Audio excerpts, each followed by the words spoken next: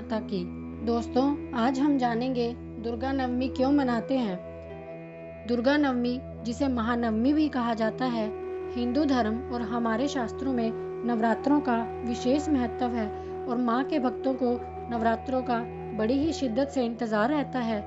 वैसे तो नवरात्रे साल में 4 बार आते हैं, जिसमें 2 प्रत्यक्ष नवरात्रे होते हैं और 2 गुप्त नवरात्रे होते हैं। लेकिन शारदीय नवरात्रों की हमारे शास्त्रों में बहुत ज़्यादा महत्वता बताई गई है।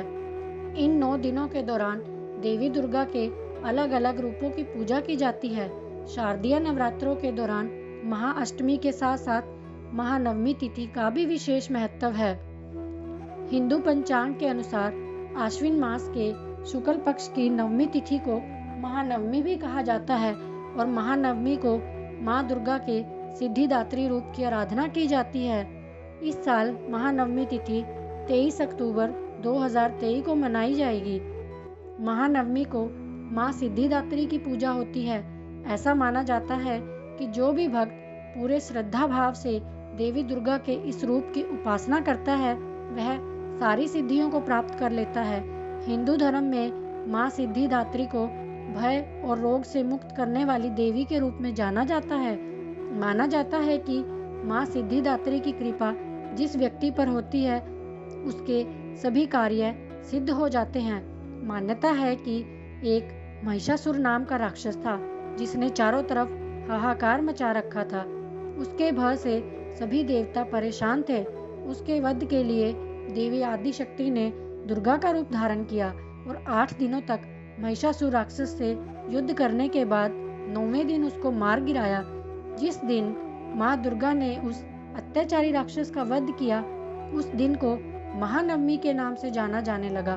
महानवमी के दिन महास्नान, षोडशोपचार पूजा करने का रिवाज है। ये पूजा अष्टमी की शाम ढलने के बाद की जाती है। दुर्गा बलिदान की पूजा नवमी के दिन सुबह की जाती है। नवमी के दिन हवन जरूरी माना गया है, क्योंकि इस दिन नवरात्रों का समापन हो जाता है और माँ दुर्गा की विदाई कर दी जाती है। महानवमी को लोग 9 कन्याओं को भोजन कराकर अपना व्रत खोलते हैं।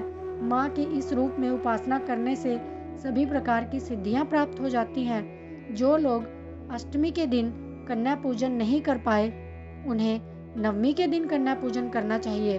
कन्या पूजन के लिए 2 साल से 10 साल तक की कन्याओं को और एक बालक को आमंत्रित करना चाहिए। इसके बाद सभी कन्याओं के पैर अपने हाथों से धोने चाहिए। उनके माथे पर कुमकुम और अक्षत का टीका लगाना चाहिए। इसके बाद कन्याओं के हाथ में मूली या कलावा बांधना चाहिए।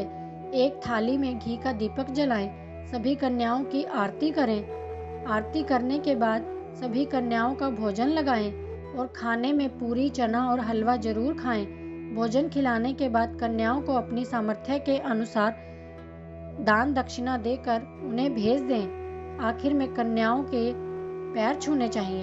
जय माता की।